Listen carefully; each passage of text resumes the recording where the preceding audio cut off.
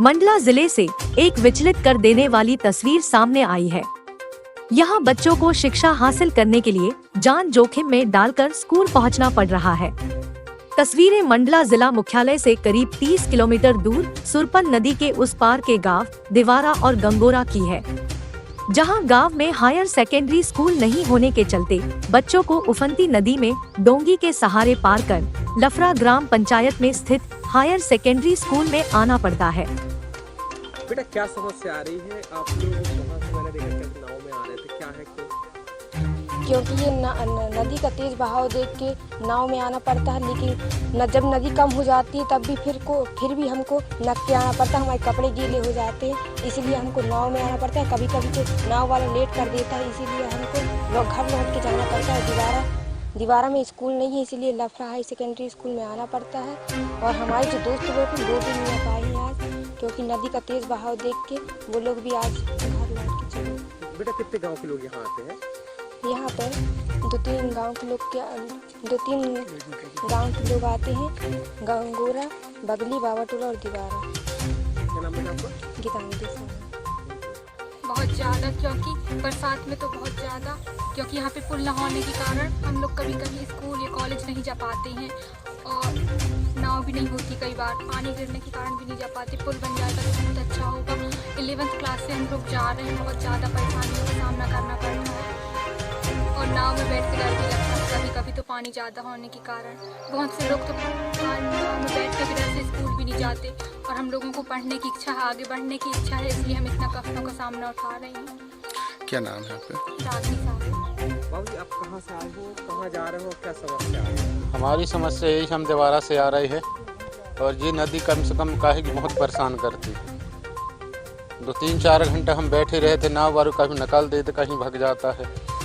और इधर से हम गिरेंगे वोगा तरफी से कम 25-30 किलोमीटर पड़ता है हमको गिरने के लिए, तब हम पहुँचते। बहुत दिक्कत होती। क्या नाम आपका? हमारा नाम है गोधन लाल साहू। हम गंगोरा से आए थे तो नदिया में छेक जाते हैं, आने जाने की बहुत दिक्कत होती है हमें। अब बम भी जाते हैं, हमारी लड़की है वहाँ पर, तो अब हम जाएँ तो कैसे कि जामें, नदिया आ जाती है। पुल नहीं बन रहा है, बहुत साल से तो कह रही हैं कि पुल बना है, नहीं तो बन रहा हुआ, इसलिए अब हम अटके रहते हैं उस पार, जब पार नहीं आ सकते हैं।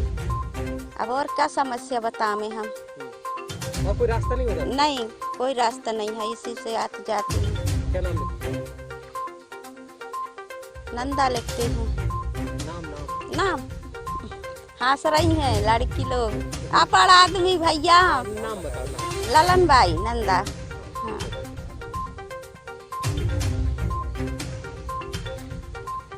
यहाँ पर कौन-कौन से गाँव के लोग आते हैं? किसको देखते जाते हैं? ये दिवारा की जगह मूला की हैं और करिया गांव की भी आती है।